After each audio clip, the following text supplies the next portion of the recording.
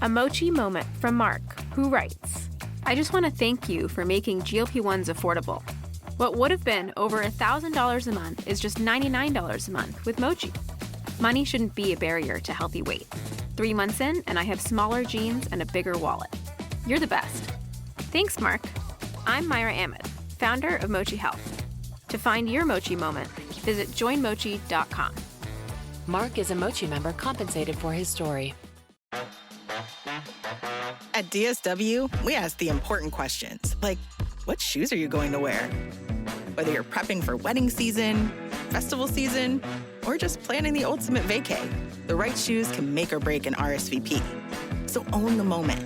You've got big plans, and we've got just the shoes. At the perfect price, of course. Get ready to get ready with Designer Shoe Warehouse. Head to your DSW store or dsw.com today and let us surprise you. I want to give you guys a warning at the top of this episode that the case featured does deal with sexual assault and violence against children. If this is something that you don't want to listen to, I understand. But this is an open case, and I do ask that you still share it.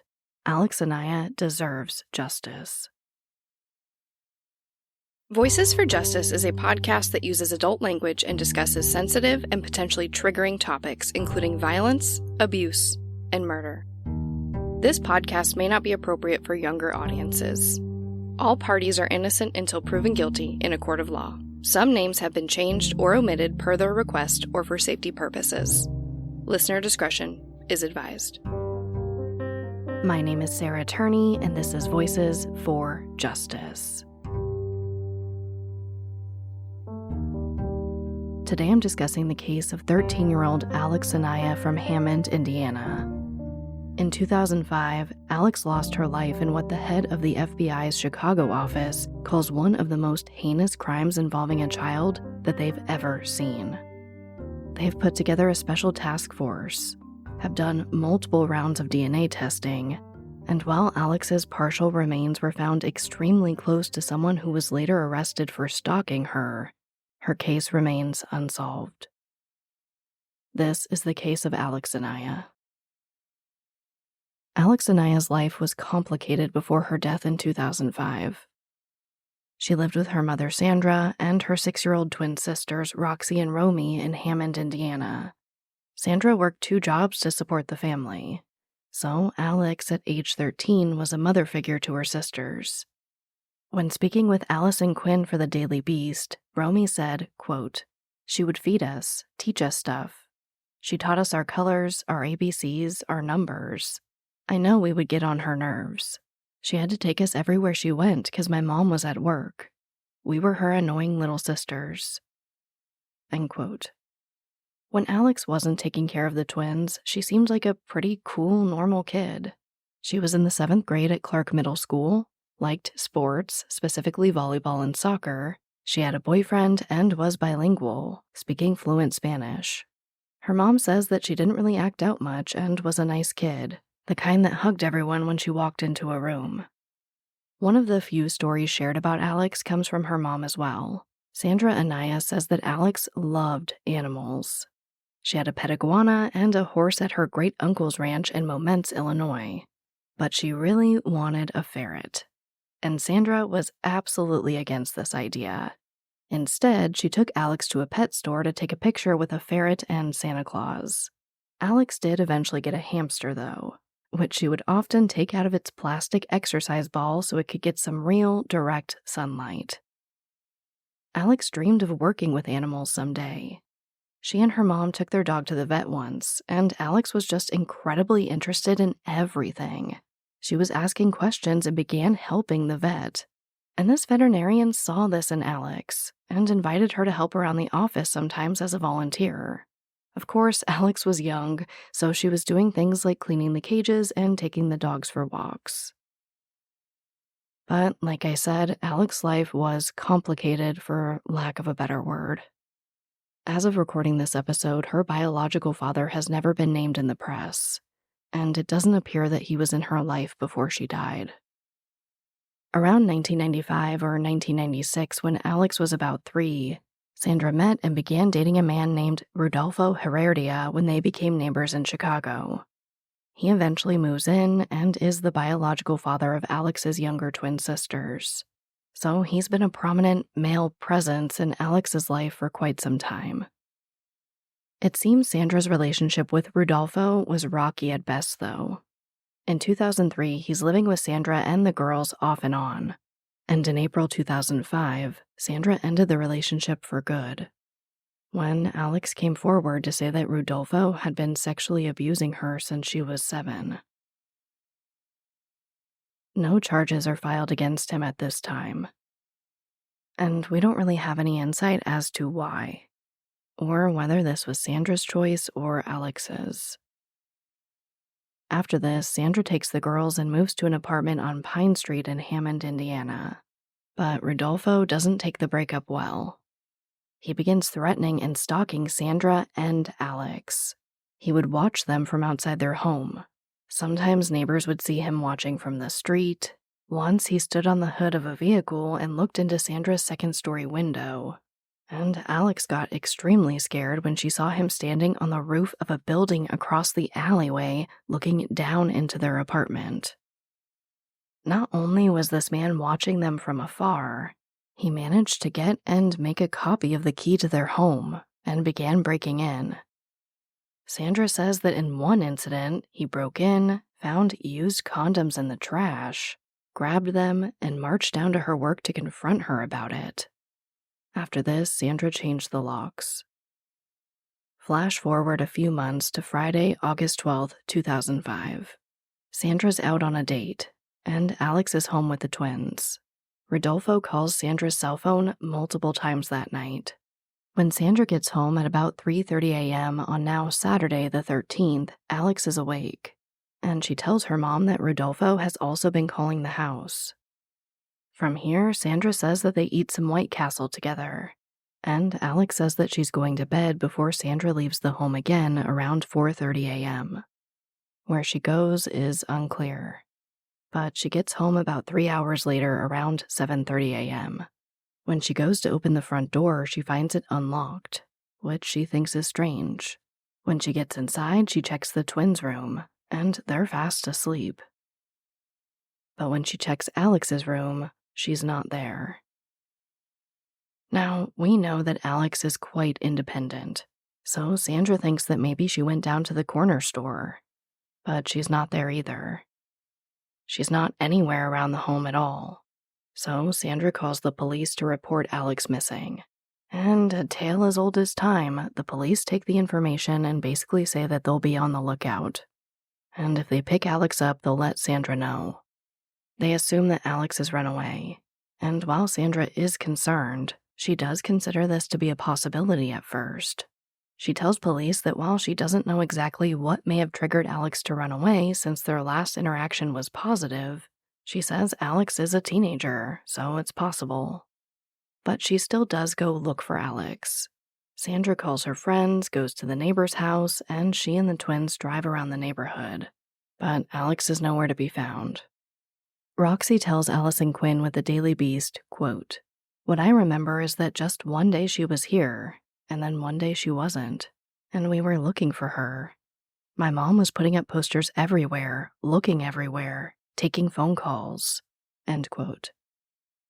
Romy also remembers looking for Alex. But pretty quickly, Sandra's certain that Alex didn't just run away. She goes to the police station to follow up, and they tell her to stay calm. Alex will probably come home. She might just be hiding at a friend's house. The usual. So Sandra goes home and waits for Alex. But just 3 days after Alex is reported missing, her partial remains are found just blocks from Rudolfo's home. Insurance isn't one size fits all. That's why customers have enjoyed Progressive's Name Your Price tool for years now. With the Name Your Price tool, you tell them what you want to pay, and they'll show you options that fit your budget. So whether you're picking out your first policy or just looking for something that works better for you and your family, they make it easy to see your options. Visit Progressive.com. Find a rate that works for you with the Name Your Price tool. Progressive Casualty Insurance Company and Affiliates. Price and coverage match limited by state law. This episode of Voices for Justice is sponsored by Chewy. If you have pets, you probably know about Chewy, and you also know that when they say that they have everything you need to keep your pet happy and healthy, they're not messing around. To keep them happy, Chewy has over 100,000 products from all the brands my pets love at prices I love. To keep them healthy, Chewy offers pet prescriptions, pet insurance, telehealth vet visits, and they're even rolling out vet clinics across the country. I've been shopping with them for a very long time. And in addition to the auto-ship feature that gets the dog's food to them every single month, I also love to experiment with different treats. But I'm a bit picky. For me, it has to be high quality with simple ingredients. I recently picked up treats from Shepherd Boy Farms that are 100% just chicken breast. Popcorn and Heber are already obsessed. Chewy has everything you need to keep your pet happy and healthy. And right now, you can save $20 on your first order and get free shipping by going to chewpanions.chewy.com/Sarah E. Turney. That's chewpanions.chewy.com/Sarah E. Turney to save $20 on your first order with free shipping. chewpanions.chewy.com/Sarah E. Turney. Minimum purchase required. New customers only. Terms and conditions apply. See site for complete details. This episode of Voices for Justice is brought to you by Quince. I've been trying to be more intentional about what I wear each day. I'm leaning into pieces that feel effortless, comfortable, and still put together. And Quince has been my go-to. The fabrics feel elevated, the fits are flattering, and everything just works without overthinking it. They use premium materials like 100% European linen, organic cotton, and ultra-soft denim. And the best part? Everything is priced 50 to 80% less than similar brands. They work directly with ethical factories and cut out the middlemen, so you're paying for quality and craftsmanship, not brand markup. I recently just ordered their tiered linen dress, of course in black. I wanted to pair it with one of my favorite pairs of brown wedges. The problem was, I didn't have a brown purse. So I got that from Quince too. It's one of my favorite outfits. It's easy, effortless, and feels amazing, especially as we're getting a little bit warmer here in Phoenix. Refresh your everyday with luxury you'll actually use. Head to quince.com/justice for free shipping on your order and 365-day returns. Now available in Canada too. That's QUINCE.com/justice for free shipping and 365-day returns. Quince.com/justice. On the morning of Tuesday, August 16th, 2005, a group of boaters are on the Little Calumet River in Chicago when they find Alex's partial remains. Marine Unit police officers were ultimately the ones to pull her from the water. And I'll warn you that these next details are difficult to hear. But since there is unrecovered evidence, I think it's important to share. Her torso was nude, and she'd been wrapped in chains and weighed down with a piece of concrete. Her limbs and head were severed and have not been found as of recording this episode. While they didn't know it was Alex at the time, she was pronounced dead at 2:42 p.m. Her autopsy was later performed by the Cook County Medical Examiner's Office, and while authorities admit that it's impossible to say exactly what happened to Alex, according to reporting by Lauren Fitzpatrick for the Southtown Star, the official cause of Alex's death was listed as undetermined dismembered remains. But her case has been treated as a homicide, and every official that I've found statements from uses the term murder when referring to Alex's case. So technicalities aside, I think it's safe to call this a homicide. The medical examiner did find that her limbs were cleanly severed, again suggesting homicide. They also discovered undigested French fries in her stomach, suggesting that she wasn't killed too long after she went missing. There was also evidence that she was sexually assaulted before her death. While, of course, this information wasn't made public at this time, the process of recovering Alex from the water was well documented by the media. There were videos and pictures, and it sent a shockwave through the local community. The Chicago Police Department and the medical examiner's office gets flooded with calls from loved ones of the missing. They want to know if the person recovered had specific scars or tattoos that may be a match for their loved one. But these news reports also caught the eye of Special Agent Johnson from the FBI Chicago office. He calls the Chicago PD, and says he thinks the description may match 13-year-old Alex Anaya, who went missing just miles away in Hammond, Indiana, 3 days prior. The day after Alex is found, Detective Ron Johnson from the Hammond Police Department calls Sandra, and he asks if they can meet at her home to talk about Alex. Detective Johnson explains that remains have been recovered that may belong to Alex. Now, Sandra says that when she was going into this meeting, she didn't know that it was only Alex's torso that was recovered. So she begins telling him about a scar Alex had on her chin and how she'd sprained her ankle. They ask Sandra to take her DNA for comparison, and she agrees. But while waiting for the results of this testing, Sandra and her family held out hope. After all, the media had been reporting that the woman found in the river was white, and Alex was Hispanic. They continue to look for Alex, and so do the police. Finally, there's a press conference held to discuss her disappearance. While it wasn't confirmed that it was Alex who was found in the river just yet, it seems pretty clear that the police suspected that it was, and began to take her case more seriously. Now, witnesses did come forward about possibly seeing Alex with an adult white male in a red car, possibly a 4-door Toyota. But Sandra says she doesn't know who that could be, and it doesn't appear that this lead went anywhere. It wasn't long before Rudolfo was brought in for questioning, but he repeatedly denies any involvement in Alex's disappearance. Then, 3 weeks after Alex's remains were recovered, Sandra gets the call. It was Alex who was found in the river. Sandra says that she doesn't remember much after that, but Agent Johnson does. He tells Dan Hinkle with the Times that Sandra fell to her knees and then was crawling on the floor, screaming and crying. But according to Sandra, investigators told her that there was no time for that. She needed to get it together and answer questions. So she did. Then she had to break the news to the twins, who Sandra says were angry at their sister. They felt like she'd left them. So she explained that that was not the case. But Alex was dead, and she was not coming home. Just hours after the announcement was made that the remains found in the Little Calumet River belonged to Alex, Chicago homicide detectives search Rudolfo's home as a possible crime scene. Items are collected but never specified in the media. The only item confirmed to be found in the home was a key for the new lock Sandra installed after she caught him breaking in. Less than a month later, on September 7th, Rudolfo is arrested, but not for Alex's murder. He's charged with travel in-state commerce for the purpose of killing, injuring, harassing, or intimidating Sandra and Alex. He was formally indicted for stalking. He was also charged with burglary for breaking in and taking items from their home. On the 9th, U.S. Attorney Joseph Van Bokellen filed an interstate domestic violence charge in U.S. District Court. This does discuss Alex's allegations of sexual assault, but nothing in any of the filings accuses Rudolfo of abducting, raping, murdering, or dismembering Alex. Rudolfo pleaded not guilty, but he does admit to watching Sandra and Alex in their home, as well as entering the home without permission using an unauthorized key.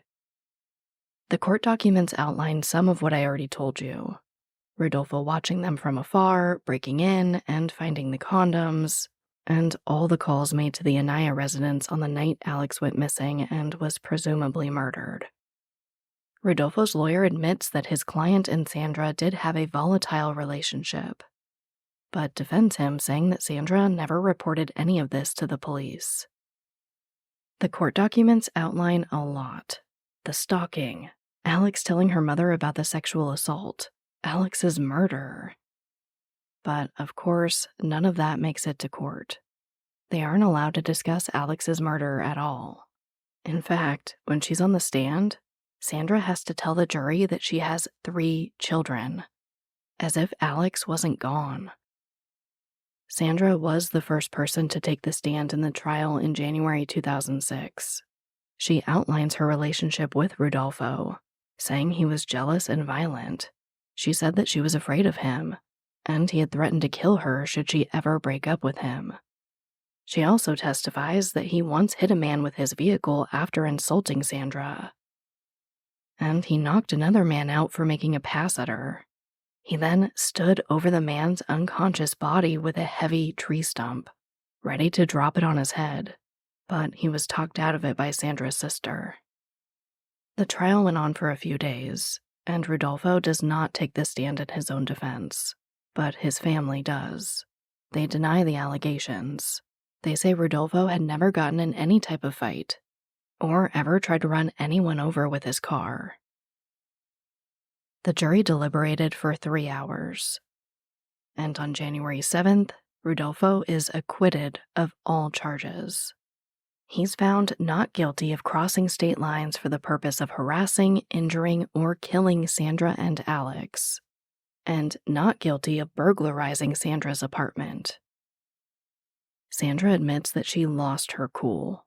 She lashes out at the jurors in court, shouting some unspecified expletive at them.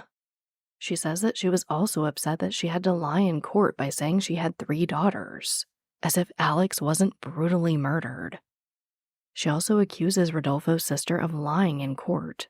She says it was that particular sister who told her she needed to be careful, that Rudolfo was watching her, and that she shouldn't bring men into her home because she knows what'll happen if she does. While authorities in this case have never named Rudolfo as a suspect or person of interest in Alex's murder, after this trial, Sandra says that he is a suspect, and the only suspect. She also says she's going to file for an order of protection against Rudolfo immediately. His attorney tells the media that he's advised his client not to speak to the media at all, and he doesn't. As far as I could find, Rudolfo has never given a statement to the media. This episode is brought to you by Nordstrom. Whether you're packing for a vacation or dressing for a wedding, Nordstrom has head-to-toe looks for wherever summer takes you. From swimwear and bold color to romantic florals and dresses that make an entrance, find the right style for every unforgettable moment. Shop new arrivals from brands you love like Farm Rio, Free People, Vince, Waif, and Stod. Plus free shipping and returns and styling help whenever you need it make it all so easy. Shop now in stores at Nordstrom.com or download the Nordstrom app. What they did to your family, you're lucky to make it out alive. Streaming on Peacock. These men are going to come after me. Taking them out is my only chance.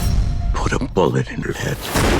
From the co-creator of Ozark. Looks like a family was running drugs. Execution-style killing is rare for the Keys. Any leads on who they might have been running for? The cartel killed my family. I'm gonna kill them. All of them. MIA. Streaming now. Only on Peacock. At first, I didn't think it was real. I woke up to this blinding light, and I was transported to another place. Pluto TV! Then I heard a voice. Come with me if you want to live. There were thousands of movies and shows, and they were all free. The truth is ours.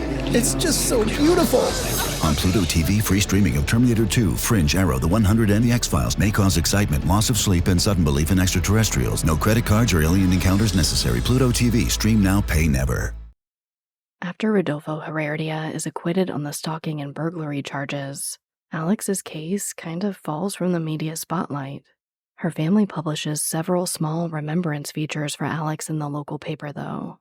One for the first Christmas she missed, the first birthday after her murder, and one for her 18th birthday. In the spring of 2009, Sandra and the twins moved to Victoria, Texas.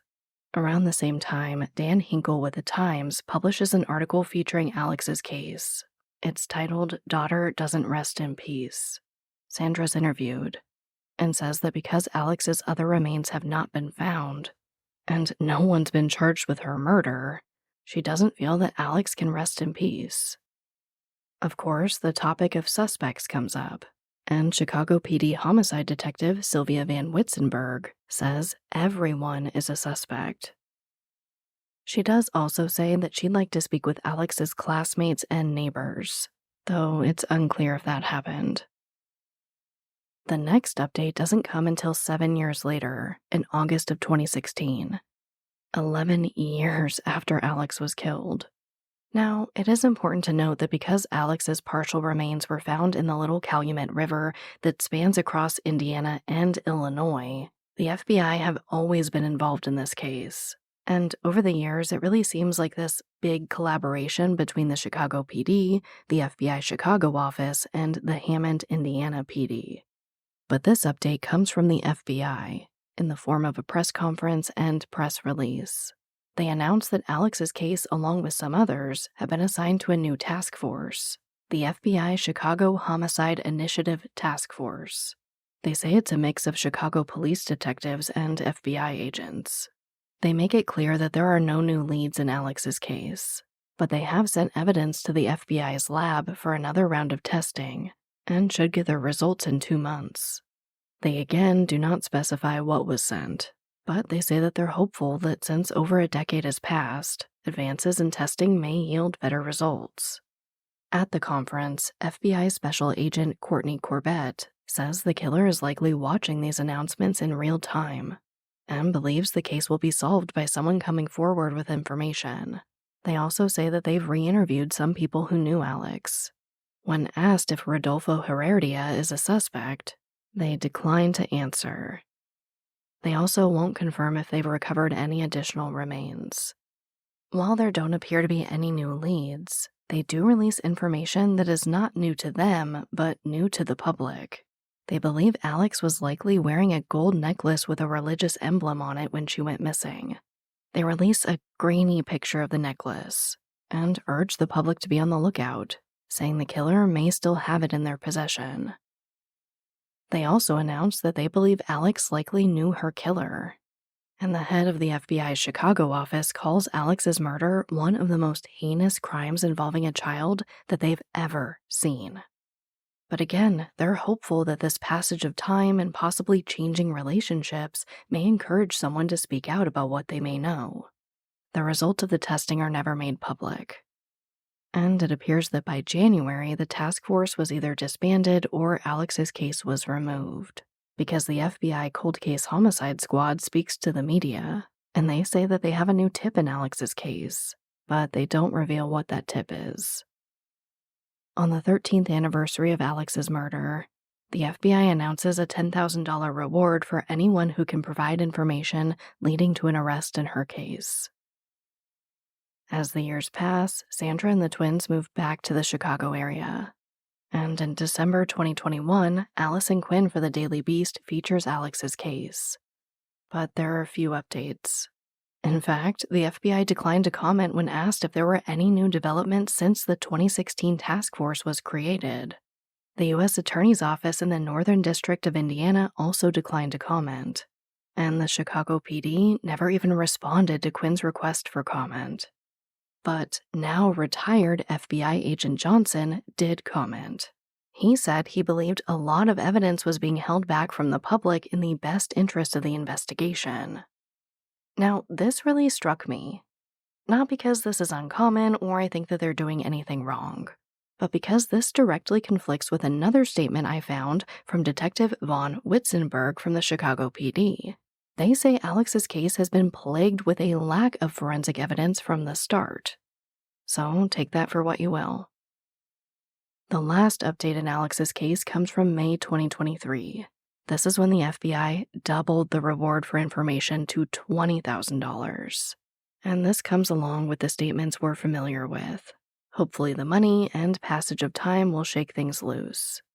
And Sandra once again pleads for answers. That's pretty much where Alex's case is today. So what happened to Alex Anaya? The twins say that they don't remember anything and think that they were asleep when whatever happened, happened. Authorities have repeatedly said now that they think Alex knew her killer and have said that they think this person has likely done this before. They do not believe that this was a random act of violence. And Sandra says that she's confident she knows who did this, but won't say who. She just hopes that there's enough evidence someday to prove it. There are some loose ends in this case. The gold necklace they believe Alex was wearing at the time has never been recovered. Neither has the murder weapon. Detective Van Witzenberg believes it's at the bottom of the Little Calumet River. but I wasn't able to find any reporting that the river was ever searched after Alex's partial remains were found. It's been theorized that Alex's identifiable features, such as her fingerprints and teeth, were removed so that they couldn't identify her. But I'd argue that that doesn't really explain why whoever did this removed her legs. Of course, the massive elephant in the room is Rudolfo Heredia. Alex's remains were found just blocks from his home, easily within walking distance. And of course, a possible motive could be trying to silence Alex, so she couldn't report the sexual abuse to police. We know he called both Sandra's cell phone and the Anaya's home phone several times that night, and had a key to the residence, which was found unlocked, not broken into. He admitted to watching the house in the past, so it's not a giant leap to entertain the idea that he was watching the house for either Sandra or Alex, saw his opportunity when Sandra left, and struck. The twins haven't seen their father since the 2005 trial, and now that they're adults, I have to assume that that's by their choice. In 2001, Roxy says that she lives in fear that Alex's killer is out there, and is afraid that they might come back to hurt her. She wonders if the killer may recognize her. Alex now has another sibling, a younger brother, and while Sandra says he's a bit too young to understand what happened, the family still goes back out to the Little Calumet River every year on Alex's birthday to leave flowers and remember her. Sometimes her family members go alone, whenever they feel they need Alex. Sandra says that something about the river and imagining Alex there by herself compels her to go back. And that brings us right to our call to action. Please share Alex's case. This is another one with very little coverage, and it's clear that she has left a massive hole in the lives of her family members, and without a resolution to this, has left at least one of her sisters terrified. But if you don't feel compelled to share for them, I ask that you share for Alex. She deserved so much better. And while we unfortunately can't change that, we can support her now.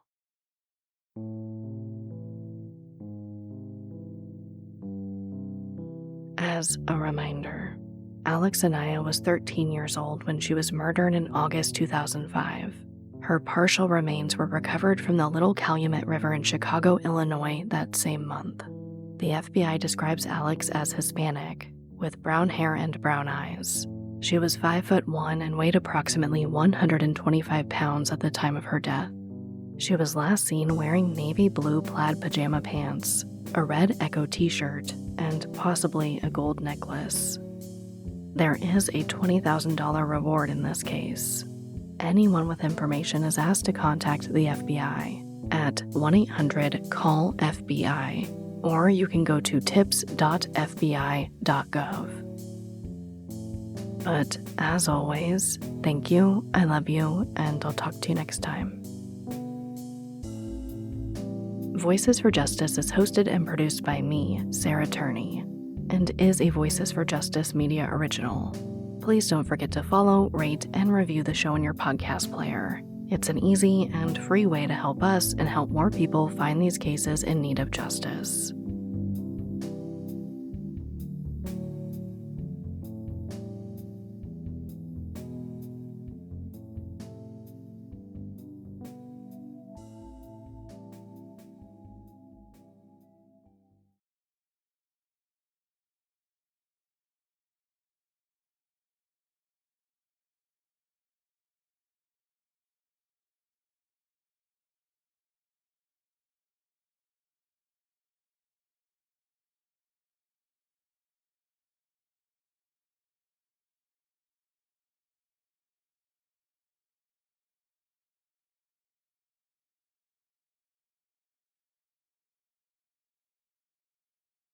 Welcome to the Secret After Show. The dogs are in. We have our emotional support puppies. They are here to comfort us. Let's talk about this case. Obviously, it's extremely horrific. It's always really hard to cover when a child is harmed in this way.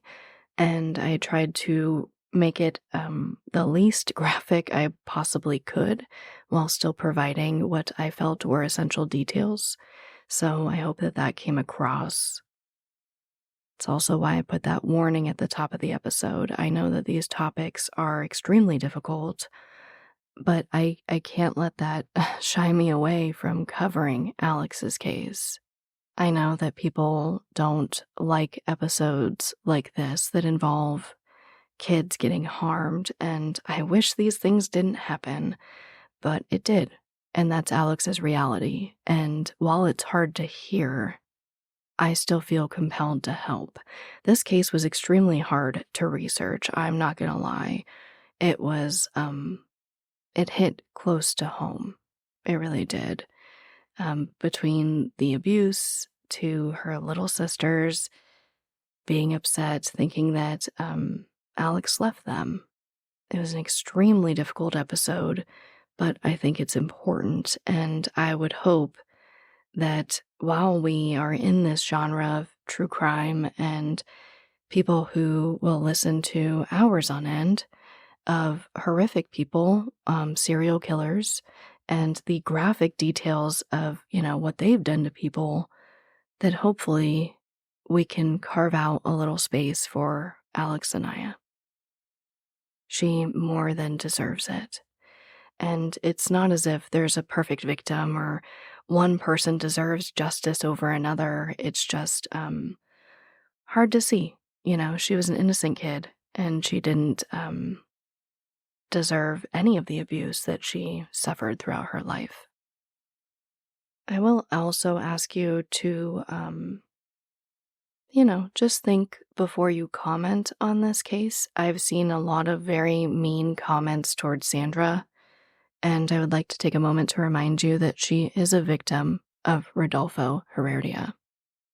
And if it means anything to you, if you care at all, I will say that when I read comments about my mom being stupid or a bad person for not leaving my father sooner, she was trying to get away before she got cancer, it just makes me sad, and just know that most families in true crime do consume content about their loved ones. They will scroll the comments. So you are free to do and feel however you want. However, I would remind you that it's extremely possible that if you comment something negative about Sandra in any of my social media posts, Alex's siblings could see that. But that's up to you whether or not you care. I will say one point in this case, there are so many points, let's be real, but one thing in this case that really hit me for a few different reasons was Sandra having to pretend that Alex was alive in court. One, it feels cruel. And, I will say I understand why it happened, legally. Why does that happen, right? Because you can't introduce that into evidence. It could sway the jury. The case isn't about that. There's every legal reason in the world, whatever, why they couldn't bring this to court. And I do understand that.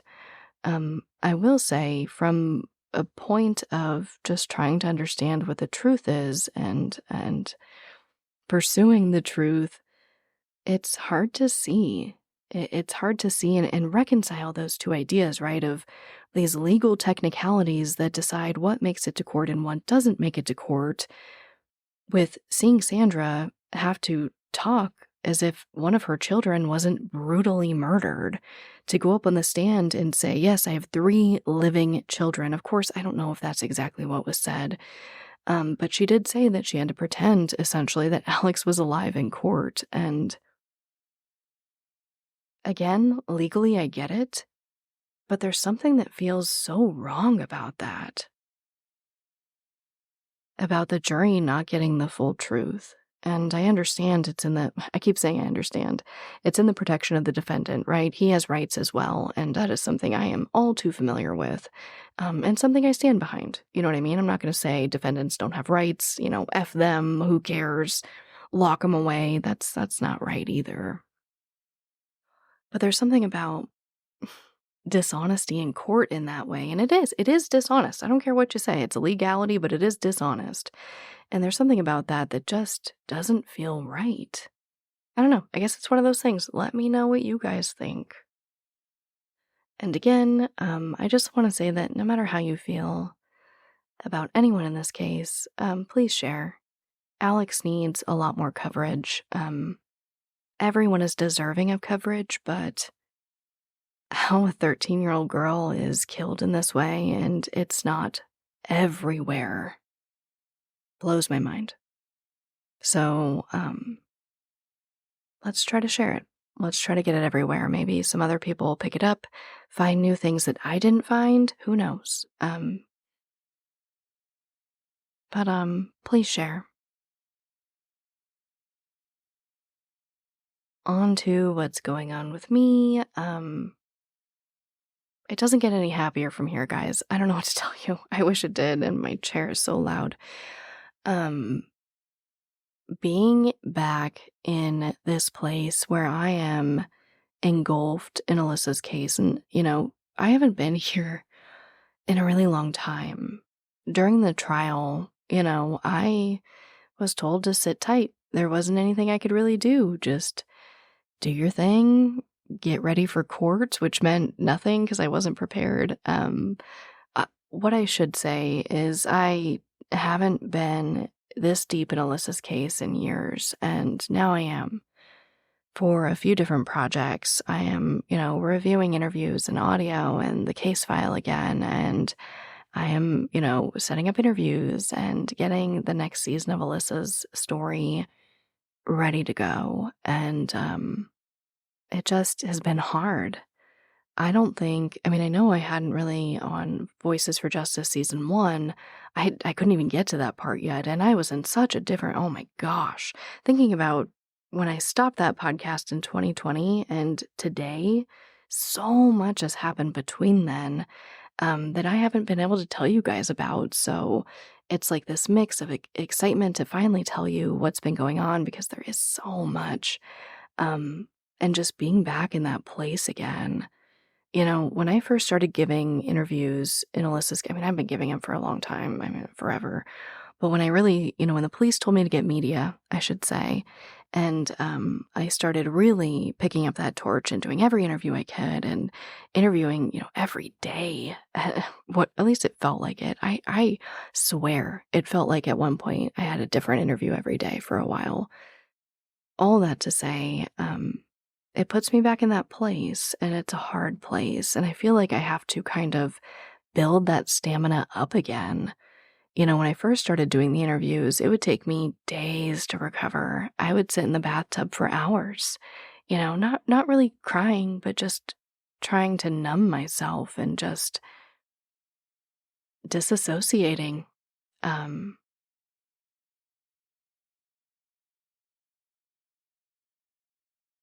I feel like I'm kind of back in that place. I don't have the strength it's almost like, I guess, like working a muscle. I feel like I haven't worked that muscle in years, and now it's kind of like gone and I have to rebuild it again.